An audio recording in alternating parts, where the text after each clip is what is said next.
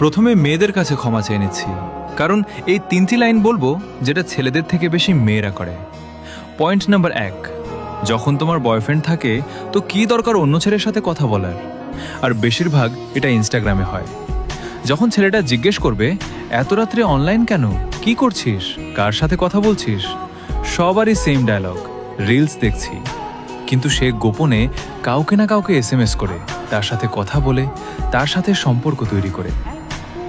Point number 2, নিজের পুরুষের সামনে অন্য পুরুষের প্রশংসা করা কেন করো? পয়েন্ট নাম্বার 3, লেট রিপ্লাই দেওয়া, ইগনোর করা। প্রথম রিলেশনশিপে কত কথা বলতে, আর এখন কি হলো?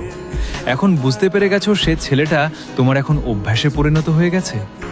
সে কান্না করবে, কষ্ট পাবে, কিন্তু কখনো তোমায় ছেড়ে যাবে না। যারা এগুলো করো, প্লিজ এগুলো বন্ধ করে দাও, কারণ ওরাও কোনো এক মায়ের সন্তান।